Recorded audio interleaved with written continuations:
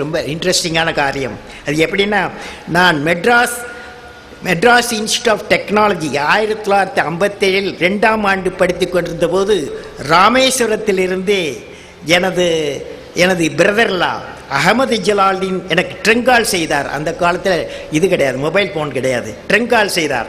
ராமேஸ்வரத்தை புயல் தாக்கிவிட்டது என்றும் என் பெற்றோர்கள் என்னை உடனே பார்க்க வேண்டும் என்றும் சொல்லி அந்த டெலிஃபோனில் எனக்கு மெசேஜ் கிடைத்தது. என் மனம் இருப்பு கொள்ளவில்லை. உடனே ஊருக்கு செல்ல என் மனம் துடித்தது. டிசம்பர் மாத கடைசியானதால் கையில் பணம் இல்லை. அப்பொழுது என்னிடமிருந்த ஒரே சொத்து நான் விரும்பி படிக்க என் புத்தகம்தான். அந்த புத்தகம் மெட்ராஸ் பல்கலைக்கழகத்தின் துணைவேந்தர் ஏரோடைனமிக் சப்ஜெக்டில் சிறந்த மாணவனாக என்னை தேர்ந்தெடுத்து அவர்களால் எனக்கு வழங்கப்பட்ட பரிசு புத்தகம் த தியரி ஆஃப் எலாஸ்டிசிட்டி என்ற பெயர். அப்பொழுது அந்த புத்தகத்தின் விலை ₹400 ஆகும்.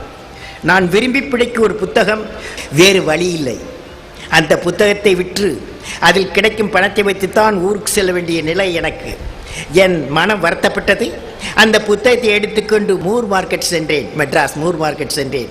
அந்த குடுமி வைத்த பிராமணால் கடைக்காரரிடம் இந்த புத்தகத்தை வைத்துக்கொண்டு பணம் கொடுங்கள் என்று கேட்டேன். அவர் என்னை பார்த்தார், புத்தகத்தை வாங்கி பார்த்தார். அவர் இந்த புத்தகம் பரிசாக கிடைக்கப்பட்ட புத்தகம் என்று அறிந்தார். நீ படிக்கும் புத்தகத்தை வைத்து பணம் வாங்குகிறாய், உனக்கு ஏதோ அவசரம். என்ன அவசரம் என்று கேட்டார். நான் என் அவசரத்தை சொன்னேன். அவர் எவ்வளவு பணம் தேவைப்படும் என்று கேட்டார். நான் ₹60 என்று சொன்னேன். இந்த புத்தகம் இங்கே இருக்கும், நான் எவருக்கும் விற்க மாட்டேன், நீ போய்விட்டு வந்து பணத்தை திருப்பி கொடுத்து அந்த புத்தகத்தை பெற்றுக்கொள் என்று சொன்னார். அந்த வார்த்தை எனக்கு ஆதரவாக இருந்தது. நானும் மகிழ்ச்சியுடன் மனத்தை பெற்றுக்கொண்டு ராமேஸ்வரம் சென்றேன். அந்த புத்தகம் எளிதாக கிடைக்காதே, என்ன செய்வது என்று என் மனம் ஒரு சஞ்சலம் அடைந்தது. ராமேஸ்வரம் சென்று என் மனம் புத்தகத்தின் மேலே இருந்தது. புயலால் பாதிப்பட்ட எங்கள் வீட்டாரை பார்த்துவிட்டு பெற்றோரிடம் பணம் வாங்கி கொண்டு வந்து சென்னையில் இறங்கியுடன் நேராக மூர் மார்க்கெட் சென்று அந்த பழைய புத்தக கடைக்கு சென்றேன். அங்கு என் புத்தகத்தை பார்த்தவுடன் தான் என் மனதிற்கு நிம்மதி. பணத்தை கொடுத்து என் புத்தகத்தை வாங்கி கொண்டேன்.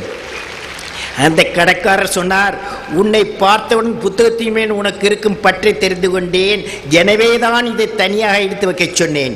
நீ நன்றாக படித்து நன்றாக வர வேண்டும் வாழ்த்தினார். பெரிய மனிதர். புத்தகங்கள் அறிவை கொடுக்கும். சில இக்கட்டான சமயத்தில் புத்தகம் பணமும் கொடுத்து காப்பாற்றும்.